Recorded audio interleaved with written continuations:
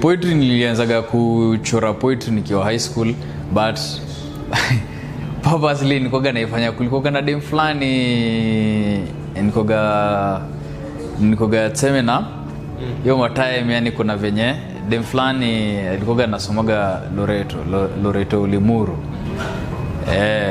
Sasa nilikoga namchongeaga ma poems kwa text though, juu nilikoga namtumianga zina bamba.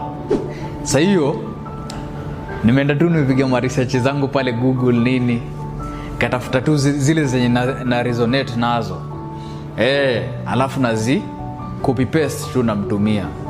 Sasa silikuwa najua ni mimi ndo nimeandika. Sasa inambamba mpaka nikajiuliza aje, kwani udemo napendaga ma poems. Sasa nikamtumia pili, inanibamba mpaka anaanza yani vitu zenye nimemtumia na breakdown. Manze kwanza yule ni umeniambia I feel like manze, yani true love, unajua vitu kama hizo. Unajua ilikuwa na after some time, si like sikuwa namtumia daily but most times. Ikafika point fulani mpaka nikachokaanga, yani ile design like lazima tu niingie online nitafute. Unajua bado pia kutafuta poems zenye at least unaweza sikumia manzi yako manze ni tricky.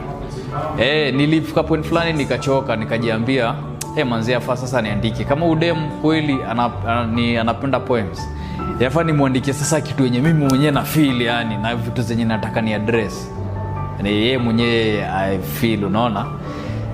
Sasa nikoga na mchongeaga nikiwa high school hapo, nikoga naandika kwa kitabu, alafu matime fulani mausiku tu hivi niweka kwa text form namtumia.